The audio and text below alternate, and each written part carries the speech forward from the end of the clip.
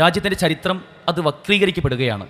ചരിത്രത്തിൽ ഇല്ലാത്തത് പലതും കൂട്ടിച്ചേർത്തും ഉള്ളത് പലതും ഒഴിവാക്കിയും തങ്ങൾക്ക് ഇഷ്ടമുള്ള രൂപത്തിൽ ചരിത്രത്തെ പോലും ദുർവ്യാഖ്യാനിക്കുന്ന ഒരു ഭരണകൂടമുള്ള നാട്ടിലാണ് നാം ഏവരും ജീവിക്കുന്നത്. മതത്തിൻ്റെ പേരിലും ജാതിയുടെയും വർഗത്തിൻ്റെയും വർണ്ണത്തിൻ്റെയും ഒക്കെ പേരിലും ജനങ്ങളെ തമ്മിലടിപ്പിക്കുന്ന പല രൂപത്തിലുള്ള ഘടകങ്ങൾ അവർക്കിടയിലേക്ക് എയ്തുകൊണ്ട് അവർ തമ്മിലുള്ള വിദ്വേഷങ്ങൾ അത് വീണ്ടും ആളിപ്പടർത്തുന്ന രൂപത്തിലേക്ക് നമ്മുടെ രാജ്യത്തിൻ്റെ ഒരു പരിതസ്ഥിതി കഴിഞ്ഞ ഒരു ദശാബ്ദ കാലഘട്ടമായി അത് മാറിക്കൊണ്ടിരിക്കുന്ന ഒരു കാഴ്ച നാം ഏവരും കാണുന്നുണ്ട്. ഇന്ത്യ ഇങ്ങനെയായിരുന്നില്ല. നാം എന്ന വ്യക്തി, ഒരു പൗരൻ, നമുക്ക് വലിയ ഉത്തരവാദിത്തമുണ്ട്. ഭരണകൂടം തന്നെ അതിൻ്റെ എല്ലാവിധ ഉപകരണങ്ങളും ഉപയോഗിച്ചുകൊണ്ട് രാജ്യത്ത് വർഗീയത പടർത്താൻ ശ്രമിക്കുമ്പോൾ വിശ്വാസി എന്ന നിലയ്ക്ക്, ഒരു മുസ്ലിം എന്ന നിലയ്ക്ക്, രാജ്യസ്നേഹമുള്ള ഒരു പൗരൻ എന്ന നിലയ്ക്ക് നമുക്ക് വലിയ ഉത്തരവാദിത്തമാണുള്ളത്. ഏറ്റവും ഒടുവിൽ നാം കണ്ടു, രാജ്യത്തിൻ്റെ പ്രതിപക്ഷ നേതാവ് തന്നെ ഇവിടെയുള്ള ഏറ്റവും അടിസ്ഥാന വിഷയമായ വോട്ടുകളിൽ പോലും വലിയ കൊള്ള നടക്കുന്നു എന്ന വാർത്ത പുറത്തു കൊണ്ടുവരുന്ന ഒരു സമീപ സാഹചര്യത്തിലാണ് നാം ഉള്ളത്. ഇങ്ങനെയുള്ള ഒരു സമീപനത്തിൽ ഒരു മുസ്ലിം എന്ന നിലയ്ക്ക് നാം ജീവിക്കുന്ന നമ്മുടെ നാടിനെ, അതിനോടുള്ള നമ്മുടെ ഹുബ്ബ്, നമ്മുടെ സ്നേഹം അത് എങ്ങനെയായിരിക്കണമെന്നും മതപരമായുള്ള നമ്മുടെ ബാധ്യത എങ്ങനെയാണ് എന്നും കൃത്യമായി നമ്മൾ തിരിച്ചറിയേണ്ടതുണ്ട്. ഏതൊരു വ്യക്തിയും അവൻ അല്ലെങ്കിൽ അവൾ ജീവിക്കുന്ന നാടിനോട് സ്വാഭാവികമായും പ്രകൃതിയാൽ തന്നെ അതിനോടൊരു സ്നേഹം ഉണ്ടാകാറുണ്ട്. ആ സ്നേഹം പലപ്പോഴും അതവരെ ആ രാജ്യത്തോട് കൂടുതൽ അടുപ്പിക്കുന്ന, ആ രാജ്യത്തിൻ്റെ എല്ലാ നിർമ്മാണാത്മകമായ പ്രവർത്തനങ്ങളിലും ഏറ്റവും മുമ്പിലുണ്ടാവാൻ അവരെ പ്രേരിപ്പിക്കുന്ന ഒരു ഘടകമാണ്. എന്നാൽ ഇന്ന് നാടിനെ സംരക്ഷിക്കുക എന്നതും നാടിനു വേണ്ടി നമ്മുടെ പ്രവർത്തനങ്ങളും പ്രയത്നങ്ങളും ഒക്കെ ഉണ്ടാവുക എന്നതും ബോധപൂർവം പുതിയ തലമുറയെ പഠിപ്പിക്കേണ്ട ഒരു സാഹചര്യത്തിലാണ് നാം ഏവരും ഉള്ളത്. പ്രവാചകൻ സല്ലല്ലാഹു അലൈഹി വസല്ലമ മറ്റേത് വിഷയത്തിലും നമുക്ക് വലിയ മാതൃകയുള്ളതുപോലെ തന്നെ നമ്മുടെ സ്വന്തം നാടിനെ സ്നേഹിക്കുക എന്ന വിഷയത്തിലും പ്രവാചകൻ സല്ലല്ലാഹു അലൈഹി വസല്ലമയെ നമുക്ക് വലിയ മാതൃകയുണ്ട്. അള്ളാഹുവിൻ്റെ റസൂലിന് 40-ാമത്തെ വയസ്സിൽ നുബുവത്ത് ലഭിക്കുന്ന സമയത്ത് ഹിറാ ഗുഹയിലെ ആ ഭീതിതമായ അന്തരീക്ഷത്തിന് ശേഷം തൻ്റെ പ്രിയ പത്നി ഖദീജ റളിയല്ലാഹു അൻഹ, ഖദീജയുടെ അടുക്കിലേക്ക് ഓടിയെത്തിയ റസൂൽ പിന്നീട് അവർ പോകുന്നത് അവിടെയുള്ള പുരോഹിതനായ വറഖത്ത് ഇബ്നു നൗഫലിൻ്റെ അടുക്കലേക്കാണ്. വറഖത്ത് ഇബ്നു നൗഫലിൻ്റെ അടുക്കലെത്തിയപ്പോൾ അദ്ദേഹം കാര്യങ്ങൾ വിശദീകരിച്ച് കൊടുത്തതിന് ശേഷം റസൂലിനോടായി പറയുന്ന ചില വാക്യങ്ങളുണ്ട്. താങ്കളെ ഈ നാട്ടിൽ നിന്നും അവർ പുറത്താക്കുക തന്നെ ചെയ്യും എന്ന ഒരു വാചകം അദ്ദേഹം പറയുകയുണ്ടായി. ഇത് കേട്ട പ്രവാചകൻ സല്ലല്ലാഹു അലൈഹി വസല്ലം റസൂൽ ഒരിക്കലും വിശ്വസിക്കാൻ കഴിഞ്ഞില്ല. ഞാൻ അത്രമേൽ സ്നേഹിക്കുന്ന എൻ്റെ നാടും നാട്ടുകാരും എന്നെ പുറത്താക്കുകയോ ഔ മുഖ്രിജിയഹും എന്ന് പ്രവാചകൻ സല്ലല്ലാഹു അലൈഹി വസല്ലം തിരിച്ചു ചോദിക്കുകയാണ്. എൻ്റെ നാട്ടുകാർ പുറത്താക്കുകയോ? ഞാൻ അത്രമേൽ ഈ രാജ്യത്തെയും ഈ നാടിനെയും നാട്ടുകാരെയും സ്നേഹിക്കുന്നുണ്ട് എന്ന് പ്രവാചകൻ സല്ലല്ലാഹു അലൈഹി വസല്ലം അന്നത്തെ കാലത്ത് പറഞ്ഞിരുന്നു. ഇതിനുശേഷം പ്രവാചകന് തൻ്റെ ജീവിതത്തിൽ ഒരുപാട് ക്രൂരതകൾ അനുഭവിക്കേണ്ടി വന്ന, നുബുവത്തിന് ശേഷം തനിക്ക് പ്രവാചകത്വം ലഭിച്ചതിന് ശേഷം അനുഭവിക്കേണ്ടി വന്ന ക്രൂരതകൾ നിമിത്തം അള്ളാഹു സുബ്ഹാനഹു വ തആലയുടെ നിർദ്ദേശപ്രകാരം മക്കയിൽ നിന്നും മദീനയിലേക്ക് ഹിജ്റ പോകുന്ന സമയത്തും അള്ളാഹുവിൻ്റെ റസൂൽ ആ ഹിജ്റ മക്കയുടെ അതിർത്തി കടക്കുന്ന സമയത്ത് മക്കയിലേക്കായി തിരിഞ്ഞുകൊണ്ട് പറയുന്ന ചില വൈകാരികമായ വർത്തമാനങ്ങളുണ്ട്. വല്ലാഹി ഇന്നകി ലഖൈറു അർദില്ലാ, മക്കയെ നോക്കിക്കൊണ്ട് അള്ളാഹുവിൻ്റെ റസൂൽ പറയുകയാണ്, തീർച്ചയായും അള്ളാഹു സുബ്ഹാനഹു വ തആല ഏറ്റവും ഖൈറാക്കപ്പെട്ട നാട് അത് ഈ മക്കയാണ്. വ അഹബ്ബ അർദില്ലാ, അള്ളാഹുവിന് ഏറ്റവും ഇഷ്ടമുള്ള നാടും അതും ഈ മക്കയാണ്. വലൗലാ അന്നി ഉഖ്രിജ്തു മിൻകി മാ ഖറജ്തു, എന്നെ ഇവിടെ നിന്നും പുറത്താക്കപ്പെട്ടിട്ടില്ലായിരുന്നുവെങ്കിൽ, എന്നെ ഈ നാട്ടുകാർ പുറത്താക്കിയിരുന്നില്ല എങ്കിൽ ഞാൻ ഇവിടെ താമസിക്കാനായിരുന്നു ഏറ്റവും ഇഷ്ടപ്പെടുന്നത് എന്ന് പ്രവാചകൻ സല്ലല്ലാഹു അലൈഹി വസല്ലം മക്കയെ നോക്കിക്കൊണ്ട് പറഞ്ഞു എന്നതാണ്. ഇതിനുശേഷം മദീനയിൽ നിന്ന് പലപ്പോഴും പല ആവശ്യത്തിനായി പ്രവാചകൻ സല്ലല്ലാഹു അലൈഹി വസല്ലമയ്ക്ക് പുറത്തു പോകേണ്ട അവസ്ഥ വന്നിട്ടുണ്ട്. തിരിച്ച് മദീനയിലേക്ക് വരുമ്പോൾ പ്രവാചകൻ്റെ മദീനയുടെ ചുമരുകൾ കാണുമ്പോൾ, അതിൻ്റെ അതിർത്തികൾ കാണുമ്പോൾ റസൂൽ സല്ലല്ലാഹു അലൈഹി വസല്ലമയുടെ വാഹനത്തിൻ്റെ അതിൻ്റെ വേഗത കുറച്ച് കൂടുമെന്നാണ്. കാരണം അത്രമേൽ ആ രാജ്യത്തെത്താനുള്ള, തൻ്റെ നാട്ടിലെത്താനുള്ള ഒരു തിടുക്കം കാണിക്കുമെന്നാണ് പണ്ഡിതന്മാർ ഇതിനെ വീക്ഷിച്ചുകൊണ്ട് പറയുന്നുണ്ട്. തൻ്റെ രാജ്യത്തോടുള്ള സ്നേഹം സ്വാഭാവികമായും ഒരു വ്യക്തിയെ അത്തരം സമീപനങ്ങളിലേക്ക് എത്തിക്കുമെന്നതാണ്. അതുകൊണ്ട് ജന്മനാട് എന്ന നിലയ്ക്ക് ഒരു മുസ്ലിമിന് നമ്മുടെ രാജ്യത്തോട് ചില ബാധ്യതകളുണ്ട്, വലിയ ചില ഉത്തരവാദിത്തങ്ങളുണ്ട്. നാം അറിയേണ്ട ഒരു വസ്തുത എന്നത്, നമ്മുടെ നാട്ടിൽ ഒരു നന്മയുണ്ട് എങ്കിൽ, നമ്മുടെ നാട്ടിൽ ഇവിടെ എല്ലാവർക്കും ഉപയോഗിക്കാവുന്ന ഒരു ഗുണമുണ്ട് എങ്കിൽ, ഒരു ഖൈർ ഉണ്ട് എങ്കിൽ, തീർച്ചയായും അത് നമുക്ക് മാത്രമല്ല, ഈ രാജ്യത്തെ എല്ലാ ജനങ്ങൾക്കും ഉള്ളതാണ്. എന്നാൽ ഈ നാട്ടിൽ ഒരു പ്രശ്നമുണ്ട് എങ്കിൽ, ഒരു പ്രതിസന്ധി നമ്മെ നേരിടുന്നുണ്ട് എങ്കിൽ, തീർച്ചയായും അതും നാം മാത്രം അനുഭവിക്കാനുള്ളതല്ല. ഈ നാടിനെ ബാധിക്കുന്ന വിഷയം അത് എല്ലാവരും അനുഭവിക്കേണ്ടി വരും എന്ന യാഥാർത്ഥ്യത്തെ നാം തിരിച്ചറിയേണ്ടതുണ്ട്. അതുകൊണ്ട് കളങ്കമില്ലാത്ത രാജ്യസ്നേഹവും കരുത്തുറ്റ ഉത്തരവാദിത്ത ബോധവുമാണ് ഒരു മുസ്ലിം എന്ന നിലയ്ക്ക് നമുക്ക് ഏവർക്കും ഉണ്ടാവേണ്ടത്. ഇന്ത്യ ഒരു ജനാധിപത്യ മതനിരപേക്ഷ രാജ്യമാണ്. യൂറോപ്യൻ സെക്യുലറിസം നമ്മൾ വെച്ച് നോക്കുമ്പോൾ ഇന്ത്യയുടെ മതനിരപേക്ഷത എന്നത് അത് വ്യത്യസ്തമാണ്. യൂറോപ്പിൽ മതരഹിതമായ ഒരു സമീപനമാണ് ഉള്ളതെങ്കിൽ ഇന്ത്യയിൽ ഓരോ വ്യക്തിക്കും നാം അടങ്ങുന്ന ഓരോ പൗരനും നാം ഉദ്ദേശിക്കുന്ന, നാം ആഗ്രഹിക്കുന്ന, നാം മനസ്സിലാക്കിയ മതത്തെ അത് വിശ്വസിക്കുവാനും അത് പ്രാവർത്തികമാക്കുവാനും അത് പ്രചരിപ്പിക്കുവാനുമുള്ള എല്ലാ സ്വാതന്ത്ര്യവും ഈ ഭരണഘടന നമുക്ക് നൽകുന്നുണ്ട് എന്നതാണ്. എന്നാൽ ഈ ഭരണഘടനയുടെ കടക്കൽ കത്തിവെക്കുന്ന ഒരു സമീപനം നാം കണ്ടുവരികയാണ് ഈ സത്യാനന്തര കാലത്ത്. പോസ്റ്റ് ട്രൂത്ത് എറ എന്ന് പറയാറുണ്ട്. അല്ലെങ്കിൽ സത്യം ഇന്നത്തെ കാലത്ത് ഒരു യാത്ര ആരംഭിക്കുമ്പോഴേക്കും നുണ 2 തവണ ലോകം ചുറ്റി വരുമെന്ന് പറയാറുണ്ട്. അത്രത്തോളം പല രൂപത്തിലും ആരെയാണോ വേട്ടയാടേണ്ടത് അവരെ കൃത്യമായി ടാർഗറ്റ് ചെയ്തുകൊണ്ടുള്ള, ലക്ഷ്യം വെച്ചുകൊണ്ടുള്ള പല അജണ്ടകളും സാർവത്രികമാകുമ്പോൾ ഇന്നത്തെ സ്വാതന്ത്ര്യ ദിനത്തിൽ വലിയ ചില തിരിച്ചറിവുകളാണ് നമുക്ക് ഏവർക്കും ഉണ്ടാവേണ്ടത്. ചാനൽ ചർച്ചകളിലൂടെയും സോഷ്യൽ മീഡിയകളിലൂടെയും വാട്സപ്പിലൂടെയും ഫേസ്ബുക്കിലൂടെയും ഒക്കെ നമ്മൾ കണ്ടുവരുന്ന, നമ്മൾ ഷെയർ ചെയ്യുന്ന, നമ്മൾ പ്രചരിപ്പിക്കുന്ന പല വാർത്തകളും അതിൻ്റെ നിജസ്ഥിതി പോലും അറിയാതെ അത് സത്യമാണോ നുണയാണോ അതോ അർദ്ധസത്യങ്ങളാണോ എന്ന് പോലും അറിയാതെ അത് പ്രചരിപ്പിക്കുന്ന ഒരു സാഹചര്യം നമുക്ക് കാണാൻ സാധിക്കും. ഇവിടെ കഴിഞ്ഞ കുറച്ച് വർഷങ്ങളായി ഒരു പ്രത്യേക സമൂഹത്തെ മാത്രം ലക്ഷ്യം വെച്ചുകൊണ്ടുള്ള പല നീക്കങ്ങളും നമ്മൾ കണ്ടുവരുന്നുണ്ട്. മുസ്ലിമാണോ, അവനൊരു വിശ്വാസിയാണോ, അവനൊരു മുസ്ലിം മതവിശ്വാസിയാണോ, അവനെ അപരവൽക്കരിക്കാൻ, അവനൊരു 2ാം കിട പൗരനാണ് എന്ന് വരുത്തി തീർക്കാനുള്ള ചില ശ്രമങ്ങൾ നമ്മൾ കണ്ടുവരികയാണ്. അഡോൾഫ് ഹിറ്റ്ലർ, അദ്ദേഹത്തിൻ്റെ കാലത്ത് അദ്ദേഹത്തിൻ്റെ പ്രൊപ്പഗണ്ട മിനിസ്റ്ററായിരുന്ന ജോസഫ് ഗീബൽസ് എന്നൊരു വ്യക്തി ഉണ്ടായിരുന്നു. ഗീബൽസിയൻ തന്ത്രങ്ങൾ എന്ന പേരിൽ 19 വലിയ രൂപത്തിലുള്ള തന്ത്രങ്ങൾ നമുക്ക് ചരിത്രത്തിൽ വായിക്കാൻ സാധിക്കും. ആ രൂപത്തിലുള്ള തന്ത്രങ്ങൾ നമ്മുടെ രാജ്യത്ത് പോലും മെനഞ്ഞുകൊണ്ടിരിക്കുന്ന ഒരു സാഹചര്യത്തിൽ വിശ്വാസികളായ നമുക്ക് വലിയ ഉത്തരവാദിത്തങ്ങളുണ്ട്. ഒരേ നുണ തന്നെ പല ആവർത്തി പറഞ്ഞു കഴിഞ്ഞാൽ അത് സത്യമായി തോന്നാൻ സാധ്യതയുണ്ട്. അതുകൊണ്ട് ആ നുണ അത് നുണയാണെന്ന് ഉറപ്പുണ്ടായിട്ടും അത് പറഞ്ഞുകൊണ്ടേയിരിക്കുന്ന ഒരു സമീപനം നമ്മൾ ചാനലുകൾ കാണുന്നതാണ്. നുണയാണെന്ന് ഉറപ്പുണ്ടെങ്കിലും അത് വീണ്ടും വീണ്ടും ന്യായീകരിച്ചുകൊണ്ടേയിരിക്കുന്ന ഒരു സമീപനം. അതിനുവേണ്ടി ഏറ്റവും ഉന്നതമായ പബ്ലിക് ഡൊമൈനുകൾ ഉപയോഗിച്ചുകൊണ്ട്, അല്ലെങ്കിൽ രാജ്യത്തിൻ്റെ ഔദ്യോഗികമായ സ്ഥാപനങ്ങൾ ഉപയോഗിച്ചുകൊണ്ട് പോലും നുണകൾ പ്രചരിപ്പിക്കുന്ന, ഇനി ഏതെങ്കിലും എതിർസ്വരങ്ങൾ അതിനെതിരെ വന്നു കഴിഞ്ഞാൽ, ആരെങ്കിലും അതിനെതിരെ ശബ്ദിച്ചു കഴിഞ്ഞാൽ അവരെ പൂർണ്ണമായും ഇല്ലാതാക്കുന്ന ബുൾഡോസറുകൾ വരുന്നൊരു രാജ്യത്താണ് നാം ഇവരും ജീവിച്ചുകൊണ്ടിരിക്കുന്നത്. എവിടെയെങ്കിലും, അത് കേരളത്തിലാവട്ടെ നമ്മുടെ നാട്ടിലാവട്ടെ, ഒരു ബോംബ് ആക്രമണം ഉണ്ടായാൽ, ഒരു ബോംബ് പൊട്ടിക്കഴിഞ്ഞാൽ, അല്ലെങ്കിൽ ഒരു ട്രെയിൻ കത്തിയാൽ, എന്തെങ്കിലും ഒരു കലാപം ഉണ്ടായാൽ അവിടെ മുസ്ലിം നാമം തിരഞ്ഞു പോകുന്ന ഒരു സാഹചര്യം നാം ഏവരും കളമശ്ശേരിയിൽ കണ്ടതാണ്. കഴിഞ്ഞ ഒരു വർഷം മുമ്പ് കളമശ്ശേരി എന്ന കേരളത്തിലെ പ്രധാനപ്പെട്ട ഒരു നഗരം, അവിടെ ഒരു ബോംബ് സ്ഫോടനം ഉണ്ടായപ്പോൾ ആ സ്ഫോടനമുണ്ടായി എന്ന വാർത്ത വന്നത് മുതൽ തന്നെ അതിന് പിന്നിൽ ഒരു മുസ്ലിം ആവാനാണ് സാധ്യത. ആ മുസ്ലിം ആരാണ് എന്ന് കണ്ടുപിടിക്കാനുള്ള വ്യഗ്രതയിലായിരുന്നു നമ്മുടെ നാട്ടിലെ മാധ്യമങ്ങളും ഇവിടെയുള്ള പല ആളുകളും മുന്നോട്ട് പോയിരുന്നത്. അങ്ങനെ ഒരു മുസ്ലിം പേര് കിട്ടാതായപ്പോൾ കുറച്ച് കഴിഞ്ഞപ്പോൾ അത് മാർട്ടിൻ എന്ന പേരുള്ള ഒരു ക്രിസ്ത്യാനിയാണ് എന്ന് അറിഞ്ഞപ്പോൾ പിന്നീട് വേറെ ചർച്ചയൊന്നും കണ്ടില്ല. അവിടെ മരണപ്പെട്ട 8 ആളുകളെ പറ്റി ആർക്കും പിന്നീട് ചർച്ചയുണ്ടായില്ല. ഇങ്ങനെ ഒരു ഇരട്ടത്താപ്പ് നമ്മുടെ നാട്ടിൽ കണ്ടുവരുമ്പോൾ യഥാർത്ഥത്തിൽ പൊതുബോധത്തെയാണ് ഇവിടെ അട്ടിമറിക്കപ്പെടുന്നത്. നാം ഏവരും ആലോചിച്ച് നോക്കേണ്ട ഒരു വിഷയം, എന്തുകൊണ്ടാണ് ഇസ്ലാമിനെ മാത്രം ഇങ്ങനെ ലക്ഷ്യം വെച്ചുകൊണ്ട് ആക്രമിക്കുന്നത്? ലോകത്ത് എന്തെല്ലാം മതങ്ങളുണ്ട്, എന്തെല്ലാം ആശയങ്ങളുണ്ട്, എന്തെല്ലാം ഇസങ്ങളും ദർശനങ്ങളും ഒക്കെ ഉണ്ട്. എന്തുകൊണ്ടാണ് ഇസ്ലാമിനെ മാത്രം വളരെ ഫോക്കസ് ചെയ്തുകൊണ്ട്, അവൻ്റെ താടി വെച്ചൊരു മുസ്ലിമാണോ, അല്ലെങ്കിൽ ഒരു പർദ്ദയണിഞ്ഞ ഹിജാബ് അണിഞ്ഞ ഒരു പെൺകുട്ടിയാണോ എങ്കിൽ അവരെ വളരെ വ്യക്തമായ രൂപത്തിൽ നേരത്തെ പ്രീ പ്ലാൻ ചെയ്തുകൊണ്ടുള്ള പല രൂപത്തിലും അവർ വേട്ടയാടുന്ന ഒരു സമീപനം നമ്മൾ കാണുന്നത്? യഥാർത്ഥത്തിൽ ഇസ്ലാമിനെ സംബന്ധിച്ചിടത്തോളം മാമ്പഴമുള്ള മാവിനാണ് കല്ലേറ് കൊള്ളുക എന്ന് പറഞ്ഞതുപോലെ യഥാർത്ഥ ഇസ്ലാമികമായ ആദർശവും ആശയവും അതിൻ്റെ ആശയ തനിമ കൊണ്ട് തന്നെയാണ് ഇത്തരം ആളുകൾ ഇസ്ലാമിനെ ലക്ഷ്യം വെച്ചുകൊണ്ടിരിക്കുന്നത്. ഫാഷിസത്തിനെതിരെ, ലിബറലിസത്തിനെതിരെ, അല്ലെങ്കിൽ ഇത്തരം കോർപ്പറേറ്റ് ഭീമന്മാർക്കുള്ള ലാഭങ്ങൾക്കെതിരെ ഇസ്ലാം എന്നും ശക്തിയുക്തം എതിർക്കുന്നുണ്ട്. മദ്യം ഇസ്ലാമിലെ ഹറാമാണ്, പലിശ ഇസ്ലാമിലെ ഹറാമാണ്, കോസ്മെറ്റിക്സ് അല്ലെങ്കിൽ സൗന്ദര്യവർദ്ധക വസ്തുക്കൾ അത് ഇസ്ലാമിലെ ഹറാമാണ്, ആയുധങ്ങൾ അതിൻ്റെ കച്ചവടം അത് പാടില്ലാത്തതാണ്, അല്ലെങ്കിൽ ഫാഷൻ ഇൻഡസ്ട്രി സ്ത്രീകളെ കച്ചവടവൽക്കരിക്കുന്ന ഒരു സമീപനം, ഇതൊന്നും ഇസ്ലാം പ്രോത്സാഹിപ്പിക്കുന്നില്ല. ഇസ്ലാം പലപ്പോഴും അതിൻ്റെ എല്ലാം കൃത്യമായ രൂപത്തിൽ അതിനെ ഹറാമാക്കുന്നു എന്ന് നമുക്ക് കാണാൻ സാധിക്കും. ഇത് പലപ്പോഴും സാമ്രാജ്യത്വ അല്ലെങ്കിൽ കോർപ്പറേറ്റ് ശക്തികൾക്ക് ഇഷ്ടപ്പെടാത്തത് കൊണ്ട് തന്നെ ഇസ്ലാമിനെതിരെ അവർ പല രൂപത്തിലുള്ള നുണകളും അർദ്ധസത്യങ്ങളും ഒക്കെ മെനഞ്ഞുകൊണ്ടേയിരിക്കുകയാണ്. എന്നാൽ നാം മനസ്സിലാക്കേണ്ടത്, എത്ര തന്നെ അവർ ഇസ്ലാമിനെതിരെയുള്ള ആശയങ്ങൾ മെനഞ്ഞാലും അതൊരിക്കലും ഇസ്ലാമിനൊരു പോറൽ പോലും ഏൽക്കാൻ അത് പര്യാപ്തമാവുകയില്ല എന്ന യാഥാർത്ഥ്യം നമ്മൾ തിരിച്ചറിയേണ്ടതുണ്ട്. ഇത് ഞാനും നിങ്ങളും ഇന്നത്തെ ഒരു കാലത്ത് മാത്രം ചിന്തിക്കേണ്ട വിഷയമല്ല. അള്ളാഹു സുബ്ഹാനഹു വ തആല 14 നൂറ്റാണ്ടുകൾക്ക് മുമ്പ് അള്ളാഹുവിൻ്റെ റസൂലിലൂടെ നമുക്ക് പറഞ്ഞു തന്ന കാര്യമാണ്, യുരീദൂന ലിയുത്ഫിഉ നൂറല്ലാഹി ബിഅഫ്വാഹിഹിം വല്ലാഹു മുത്തിമ്മു നൂരിഹി വലൗ കരിഹൽ കാഫിറൂൻ. അള്ളാഹു സുബ്ഹാനഹു വ തആല ഖുർആനിലൂടെ പറയുകയാണ്, യുരീദൂന ലിയുത്ഫിഉ നൂറല്ലാഹി ബിഅഫ്വാഹിഹിം, നിങ്ങൾ അള്ളാഹുവിൻ്റെ ഈ ഒരു പ്രകാശത്തെ നിങ്ങളുടെ സ്വന്തം വായ കൊണ്ട് ഊതിക്കെടുത്താൻ ശ്രമിക്കുകയാണോ എന്ന് അള്ളാഹു ചോദിക്കുകയാണ്.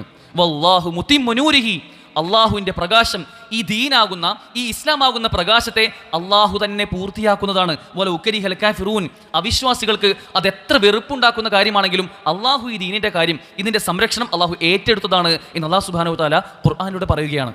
പ്രിയമുള്ളവരെ, അള്ളാഹു ഏറ്റെടുത്ത ഈ ദീനിൻ്റെ സംരക്ഷണം, അതിൽ നമ്മൾ എത്രത്തോളം നമ്മുടെ ഭാഗതയെ നിർവഹിക്കുന്നുണ്ട് എന്ന ചോദ്യമാണ് ഇവിടെ പ്രസക്തമാകുന്നത്. ഈ മതം അത് അള്ളാഹുവിൽ നിന്നുള്ളതാണ്. അതുകൊണ്ട് തന്നെ ഇതിൻ്റെ പ്രചാരണത്തിനും ഇതിൻ്റെ സംസ്ഥാപനത്തിനുമൊക്കെ നമുക്ക് വലിയ ഉത്തരവാദിത്തങ്ങളുണ്ട്.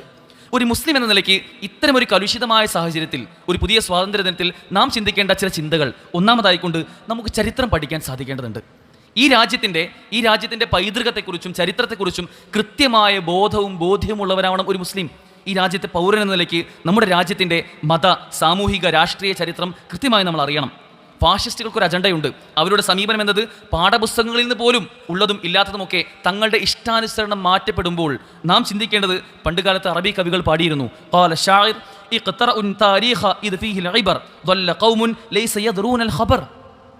നീ ചരിത്രം വായിക്കുക, അതിൽ ഗുണപാഠങ്ങളുണ്ട്. ചരിത്രം അറിയാത്തവരാണ് പലപ്പോഴും വഴിതെറ്റിപ്പോയിട്ടുള്ളത്. ചരിത്രം അതുകൊണ്ട് തന്നെ നിന്റെ യഥാർത്ഥ പാതയറിയാൻ, നിന്റെ പാരമ്പര്യവും പൈതൃകവും അറിയാൻ നീ ചരിത്രം പഠിക്കുക എന്ന് പണ്ട് കവികൾ പറയാറുണ്ട്. രണ്ടാമതായി നാം മനസ്സിലാക്കേണ്ടത്, പ്രവാചകന്മാരുടെ, റസൂലുകളുടെ പാതയിലാണ് നാം ഏവരും ഇപ്പോൾ പിന്തുടരുന്നത് എന്ന ബോധ്യം നമുക്കുണ്ടാവേണ്ടതുണ്ട്. പരീക്ഷണം, പ്രയാസങ്ങൾ, ഓരോ നാട്ടിലും അവരുടേതായ രൂപത്തിലുള്ള പ്രതിസന്ധികളൊക്കെ അവരെല്ലാം നേരിട്ടവരാണ്. എന്നാലും ആ പ്രശ്നങ്ങൾ വന്നപ്പോൾ ആലോചിച്ച് നോക്കൂ, അള്ളാഹുവിൻ്റെ റസൂൽ സല്ലല്ലാഹു അലൈഹി വസല്ലം 40 വയസ്സ് വരെ അൽ അമീൻ അല്ലെങ്കിൽ വിശ്വസ്തൻ എന്ന പേരിൽ അറിയപ്പെട്ട് എല്ലാവരാലും സർവ്വരാലും സമ്മതനായിരുന്നൊരു വ്യക്തി പെട്ടെന്ന് ഇസ്ലാം സ്വീകരിച്ചു എന്നതിൻ്റെ പേരിൽ, അതിൻ്റെ വക്താവായി എന്നതിൻ്റെ പേരിൽ ആ നാട്ടിൽ നിന്നും പുറത്താക്കപ്പെടുകയാണ്. ഒരുപാടധികം ആക്ഷേപങ്ങളും പ്രയാസങ്ങളും ശാരീരികവും മാനസികവുമായ പീഡനങ്ങളും അദ്ദേഹത്തിന് അനുഭവിക്കേണ്ടി വരികയാണ്.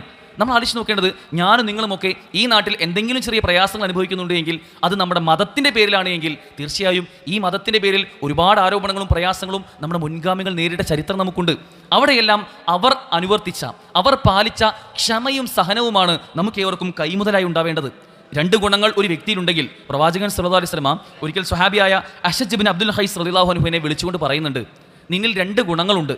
ആ 2 ഗുണങ്ങൾ അള്ളാഹുവിന് ഏറ്റവും ഇഷ്ടമാണ് എന്ന് പറഞ്ഞുകൊണ്ട് 2 ഗുണങ്ങളായി പറയുന്നത് അൽ ഹിൽമു വൽ അനാത്ത്. അൽ ഹിൽമ് അല്ലെങ്കിൽ വിവേകം, വൽ അനാത്ത് അല്ലെങ്കിൽ അവധാനത.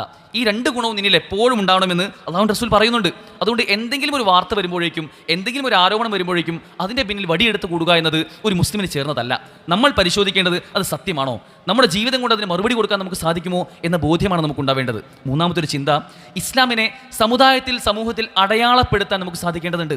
ഒരു മുസ്ലിം അവൻ്റെ ജീവിതം അത് പൂർണ്ണമാകുന്നത് യഥാർത്ഥത്തിൽ അവൻ്റെ മനസ്സിലുണ്ടാവേണ്ട ചിന്ത, അവൻ പഠിച്ച ആദർശം, അവൻ മനസ്സിലാക്കിയ ഈ മതം എന്നത് അത് ജീവിതം കൊണ്ട് കാണിച്ചു കൊടുക്കുമ്പോഴാണ് യഥാർത്ഥത്തിൽ താനൊരു യഥാർത്ഥ മുസ്ലിം ആവുക എന്ന ബോധ്യമാണ് നമുക്കുണ്ടാവേണ്ടത്.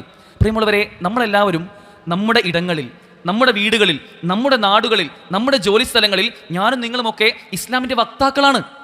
നമ്മൾ നമസ്കരിക്കാൻ വേണ്ടി പള്ളിയിലേക്ക് പോകുമ്പോൾ ഇവനൊരു മുസ്ലിം ആയതുകൊണ്ടാണ് പള്ളിയിലേക്ക് പോകുന്നത്. ഇവൻ 5 വക്ത് നമസ്കരിക്കാറുണ്ട്, ഇവൻ നോമ്പ് നോൽക്കാറുണ്ട്, ഇവന് പരലോക ബോധമുണ്ട്, മരിച്ചു കഴിഞ്ഞാൽ ഒരു ലോകമുണ്ട് എന്നവൻ വിശ്വസിക്കുന്നുണ്ട് എന്നെല്ലാം നമ്മളെപ്പറ്റി നമ്മുടെ സഹോദര സമുദായത്തിലുള്ള ആളുകൾ അവർ മനസ്സിലാക്കുമെങ്കിൽ തീർച്ചയായും നമ്മൾ തന്നെയാണ് നമ്മുടെ ഇടങ്ങളിലെ ഇസ്ലാമിൻ്റെ വക്താക്കൾ എന്ന് പറയുന്നത്. അതുകൊണ്ട് നമ്മുടെ ജീവിതം കൊണ്ട് നമുക്ക് ഇസ്ലാമിനെ കാണിച്ചു കൊടുക്കാൻ, അതിൻ്റെ മനോഹരമായ മുഖം, ഫാഷിസ്റ്റുകൾ ഇസ്ലാമിനെ വികലമാക്കാൻ ശ്രമിക്കുമ്പോൾ ഇസ്ലാമിൻ്റെ സുന്ദരമായ മുഖം വരച്ചു കാണിക്കാൻ ജീവിതം കൊണ്ട് നമുക്ക് സാധിക്കേണ്ടതുണ്ട്. അല്ലാഹു സുബ്ഹാനഹു വ തആല പറയുന്ന പോലെ, വമൻ അഹ്സനു ഖൗലൻ മിമ്മൻ ദആ ഇലല്ലാഹ് വഅമില സ്വാലിഹാ വഖാല ഇന്നനി മിനൽ മുസ്ലിമീൻ. 3 കാര്യങ്ങളാണ് പറഞ്ഞത്.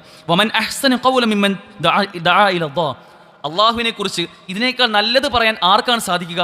ദആ ഇലല്ലാഹ്. ഒന്നാമതായി അവരുടെ ഗുണം, അവർ അള്ളാഹുലേക്ക് ക്ഷണിക്കുന്ന ആളുകളാണ്. അവർ തൗഹീദിലേക്കും അള്ളാഹുലേക്കും ക്ഷണിക്കുന്ന ആളുകളായിരിക്കും യഥാർത്ഥ മുസ്ലിമീങ്ങൾ. രണ്ടാമതായിക്കൊണ്ട് വഅമില സ്വാലിഹ, അവർ ഏറ്റവും നല്ല സൽക്കർമ്മങ്ങൾ ചെയ്യുന്ന സദ്വൃത്തരായ ആളുകളായിരിക്കും.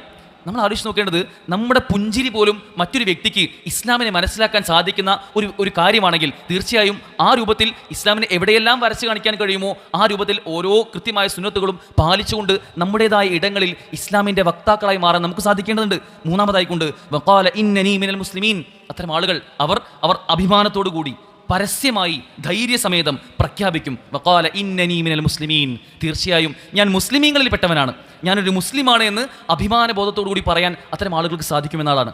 നമുക്ക് എത്രത്തോളം സാധിക്കുന്നുണ്ട്? ഒരു മുസ്ലിം എന്ന നിലയ്ക്ക് നമുക്കൊരു പ്രയാസം നേരിടുമ്പോൾ, അത് മുസ്ലിം എന്ന നിലയ്ക്ക് ഒരു പ്രയാസമാണല്ലോ എങ്കിൽ ഈ വിശ്വാസത്തെ മാറ്റി നിർത്താൻ നമ്മൾ തയ്യാറാണ് എന്ന് പറയുന്ന അവസ്ഥയിലേക്ക് നമ്മൾ പോകുന്നുണ്ടോ എന്ന് ആലോചിച്ച് നോക്കേണ്ടതുണ്ട്. എല്ലാ ദിവസവും രാവിലെ പ്രാർത്ഥിക്കാറുള്ളത് പോലെ റളീതു ബില്ലാഹി റബ്ബൻ വബിൽ ഇസ്ലാമി ദീനൻ വബി മുഹമ്മദിൻ നബിയ എന്ന് തൃപ്തികരമായി പറയാൻ, അള്ളാഹുവിനെയും റസൂലിനെയും ഈ ദീനിനെയും ഞാൻ ഏറ്റെടുക്കുന്നു, തൃപ്തിപ്പെട്ടിരിക്കുന്നു എന്ന് പറയാൻ നമുക്ക് സാധിക്കുന്നുണ്ടോ എന്ന ചോദ്യം ഇവിടെ പ്രസക്തമാവുകയാണ്. സത്യാനന്തര കാലത്ത്, നുണകൾ അത് എയ്തുകൊണ്ടേയിരിക്കുന്ന കാലത്ത് ജീവിതം കൊണ്ട് യഥാർത്ഥ മുസ്ലിമായി മാറാൻ നമുക്ക് നമുക്ക് ഏവർക്കും സാധിക്കേണ്ടതുണ്ട്. അള്ളാഹു അതിനുള്ള തൗഫീഖ് നമുക്ക് ഏവർക്കും നൽകി അനുഗ്രഹിക്കുമാറാകട്ടെ.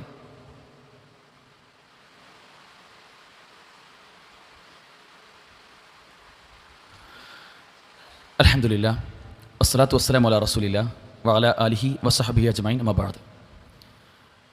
തീർച്ചയായും ഒരു മുസ്ലിം പൗരൻ എന്ന നിലയിൽ ഈ രാജ്യത്തോട് നമുക്കുള്ള ബാധ്യതയാണ് ഈ രാജ്യത്തിൻ്റെ കെട്ടുറപ്പിനെ ബാധിക്കുന്ന എന്തെല്ലാം വിഷയങ്ങളുണ്ടോ അവിടെ നമ്മുടേതായ ഒരു ഭാഗധേയം കൃത്യമായി നിർവഹിക്കുന്നു. അതിന് നിർമ്മാണാത്മകമായ പ്രവർത്തനങ്ങളിൽ രാജ്യത്തിൻ്റെ പുരോഗതിക്ക് വേണ്ട കാര്യങ്ങളിലൊക്കെ നമ്മളും അതിൻ്റെ ഭാഗമാകുന്നു എന്ന് ഉറപ്പിക്കൽ. എന്നാൽ ഇസ്ലാമിനെതിരെയുള്ള ആരോപണങ്ങളും പ്രത്യാരോപണങ്ങളും ആക്രമണങ്ങളും ഒക്കെ വരുമ്പോൾ നമ്മുടെ വിശ്വാസത്തെ കളഞ്ഞു കുളിച്ചു പോകുന്ന ഒരു സാഹചര്യമല്ല നമുക്കുണ്ടാവേണ്ടത്. ഇസ്ലാമോഫോബിയ, ഇസ്ലാം ഭീതി എന്നത് ഒരു യാഥാർത്ഥ്യമായിരിക്കുകയാണ്. താടി വെച്ചൊരു മുസ്ലിമിനെ കാണുമ്പോൾ സ്വാഭാവികമായും ഇവൻ എന്തോ ഒരു ഭീകരപ്രവർത്തനത്തിൻ്റെ ആളാണോ എന്ന് ചിന്തിച്ചേക്കാവുന്ന രൂപത്തിൽ ഇന്നത്തെ സോഷ്യൽ മീഡിയ പ്ലാറ്റ്ഫോമുകളും നമ്മുടെ നാടിൻ്റെ ഒരു പരിസ്ഥിതിയും ഒക്കെ മാറ്റപ്പെടുന്ന, വളരെ ബോധപൂർവം അത് നെയ്തുകൊണ്ടിരിക്കുന്ന ഒരു ശ്രമം നമ്മൾ കണ്ടുകൊണ്ടിരിക്കുമ്പോൾ നമുക്ക് വലിയ ഉത്തരവാദിത്തങ്ങളുണ്ട്. തീർച്ചയായും പല മുസ്ലിമീങ്ങളും പല രൂപത്തിലുള്ള സമീപനങ്ങളാണ് ഇവിടെ നടത്തി വരാറുള്ളത്. 3 രൂപത്തിൽ നമുക്കിതിനെ ഒന്ന് ക്രമീകരിക്കാൻ സാധിക്കും. ചില ആളുകളൊക്കെ ഒന്നാമതായി ചിന്തിക്കാറുള്ളത്, വിമർശനങ്ങൾ വന്നുകൊണ്ടേയിരിക്കുന്നുണ്ട്, ഞാനൊരു മുസ്ലിം ആയതുകൊണ്ട് പല രൂപത്തിലുള്ള വിമർശനങ്ങൾ വരുന്നുണ്ട്, അതുകൊണ്ട് ആ വിമർശനങ്ങൾക്ക് രാജിയാവാൻ ഞാൻ തയ്യാറാണ്. ഈ വിമർശനം വരുന്നതുകൊണ്ടാണല്ലോ ഈ പ്രശ്നം. ആ വിമർശനത്തെ പൂർണ്ണമായും ഇല്ലാതാക്കുക എന്നതാണ് പരിഹാരമെന്ന് ചിന്തിച്ചുകൊണ്ട് പലരും പറയാറുണ്ട്, താടിയാണോ പ്രശ്നം? ഇന്നത്തെ കാലത്ത് താടിയാണോ ഒരു ഭീകരവാദത്തിന് ചിഹ്നമായി കാണുന്നത്? എങ്കിൽ ഈ താടി ചെറുതാക്കാൻ ഞാൻ തയ്യാറാണ്. എങ്കിൽ പ്രശ്നം തീർന്നല്ലോ. എൻ്റെ നമസ്കാര തഴമ്പാണോ പ്രശ്നം? ഈ നിസ്കാര തഴമ്പ് ഒഴിവാക്കാൻ ഞാൻ തയ്യാറാണ്. ഞാൻ നമസ്കരിക്കുമ്പോൾ വേണമെങ്കിൽ സുജൂദ് കുറച്ചൊന്ന് പൊക്കി, നെറ്റി കുറച്ചൊന്ന് പൊക്കി വേണ്ടി നമസ്കരിക്കാൻ തയ്യാറാണ് എന്ന് പറഞ്ഞ് രാജിയാവുന്ന ഒരു സാഹചര്യം. എൻ്റെ ഹിജാബാണോ പ്രശ്നം? ഈ വസ്ത്രം ഒഴിവാക്കി ഞാൻ ഏറ്റവും പുതിയ സോക്കോൾഡ് പുരോഗമനം എങ്ങനെയാണോ പറയുന്നത് ആ വസ്ത്രം ധരിക്കാൻ ഞാൻ തയ്യാറാണ് എന്ന് പറഞ്ഞ് ഓരോ വിഷയത്തിലും ഇസ്ലാമിനെതിരെ വരുന്ന ആരോപണങ്ങളിൽ ഞാൻ രാജിയാവാൻ തയ്യാറാണ് എന്ന് പറയുന്ന ഒരു സമീപനം കാണാൻ സാധിക്കും. നമുക്കൊരിക്കലും ചേർന്നതല്ല ഇത്. യഥാർത്ഥ വിശ്വാസം മുറുകെ പിടിക്കാൻ ഈ നാടും ഇവിടെയുള്ള ഭരണഘടനയും നമ്മെ അനുവദിക്കുന്നിടത്തോളം കാലം തീർച്ചയായും അതിലൊരു അഭിമാന ബോധമാണ് നാം ഏവരും കാത്തു സൂക്ഷിക്കേണ്ടത്. ഞാനിപ്പോൾ അനുവർത്തിക്കുന്നത് ഇത് അള്ളാഹുവിൻ്റെ റസൂൽ സ്വല്ലല്ലാഹു അലൈഹി വസല്ലം നമുക്ക് പറഞ്ഞു തന്ന സുന്നത്താണ്. ഇത് ജീവിതത്തിൽ പ്രാവർത്തികമാക്കിയാൽ നാളെ പരലോകത്ത് വലിയ നേട്ടം എനിക്ക് ലഭിക്കാനുണ്ട് എന്ന ബോധ്യമാണ് നമുക്കുണ്ടാവേണ്ടത്. രണ്ടാമതായി ചില ആളുകൾ അവരുടെ സമീപനം കാണാൻ കഴിയും. വിമർശകരായി ആരെല്ലാം എന്തെല്ലാം ഇസ്ലാമിനെതിരെ പറഞ്ഞോ അതിന് അതേ രൂപത്തിൽ അല്ലെങ്കിൽ അതിനേക്കാളേറെ ഗൗരവമായ കാർക്കശ്യമായ രൂപത്തിൽ മറുപടി കൊടുക്കുന്നൊരു സാഹചര്യം. വെട്ടൊന്നാണെങ്കിൽ അങ്ങോട്ട് തിരിച്ച് 4 വെട്ട്. ഈ രൂപത്തിലുള്ള സമീപനം ഒരിക്കലും ഇസ്ലാമിന് ചേർന്നതല്ല. ഇങ്ങോട്ടൊരു ആക്രമണം വരുമ്പോൾ തീർച്ചയായും സൗമനസ്സോടുകൂടി പുഞ്ചിരിയോടുകൂടി അതിനെ നേരിടാനും, തീർച്ചയായും അതിന് വരുമ്പോൾ പല സോഷ്യൽ മീഡിയ കമൻറ്റുകളിലുമൊക്കെ തീർച്ചയായും തെറികൾ വിളിക്കുന്ന യാതൊരു നിലയ്ക്കുമുള്ള മാന്യതയും തൊട്ടു തീണ്ടാത്ത രൂപത്തിലുള്ള സമീപനം അതൊരു മുസ്ലിമിന് ചേർന്നതല്ല. നമ്മളിൽ നിന്ന് മറ്റുള്ളവർ ദീനിനെ കണ്ട് പഠിക്കുമെങ്കിൽ നമ്മൾ ജീവിതം കൊണ്ട് പ്രാവർത്തികമാക്കി കാണിക്കണം. ഈ രണ്ടാമത്തെ സമീപനം, ഒന്നിന് പകരം 2 എന്ന രൂപത്തിലുള്ള സമീപനവും നമുക്ക് ചേർന്നതല്ല. നമുക്ക് ഏറ്റവും ചേർന്നത് വസത്തിയായ നിലപാടാണ്. ഏറ്റവും മധ്യമ സമുദായം എന്ന നിലയ്ക്ക് തീവ്രതയ്ക്കും ജീർണതയ്ക്കും മധ്യേയുള്ള ഒരിക്കലും ഒരു നിലപാടാണ് തീർച്ചയായും നമുക്ക് ഉണ്ടാവേണ്ടത്. അള്ളാഹുവിൻ്റെ റസൂലും സ്വഹാബത്തും ഉത്തമ തലമുറയിൽപ്പെട്ട ആളുകളുമൊക്കെ അത്തരം ഒരു മാർഗ്ഗമാണ് നമുക്ക് കാണിച്ചു തന്നിട്ടുള്ളത്. ആ മാർഗ്ഗത്തിലൂടെ പോയാലേ തീർച്ചയായും ഇഹലോകത്തും പരലോകത്തും ഒക്കെ ഈ ഖുർആനിൻ്റെയും സുന്നത്തിൻ്റെയും ഒക്കെ ആളുകളായി മാറാൻ നമുക്ക് സാധിക്കുകയും അതിലൂടെ പരലോക മോക്ഷം നേടാൻ നമുക്ക് കഴിയുകയും ചെയ്യുകയുള്ളൂ.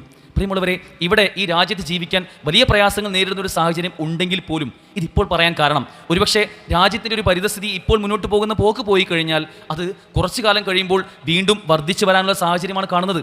വീണ്ടും ഫാഷിസം നമ്മളെ തേടിയെത്തുന്ന ഒരു സാഹചര്യം വരുമ്പോൾ അവിടെ ഈ വസത്തിയായ നിലപാട് സ്വീകരിക്കുന്ന ഒരു മുസ്ലിമിനെ സംബന്ധിച്ചിടത്തോളം അവന് അഭിമാനബോധം ഉണ്ടാകും.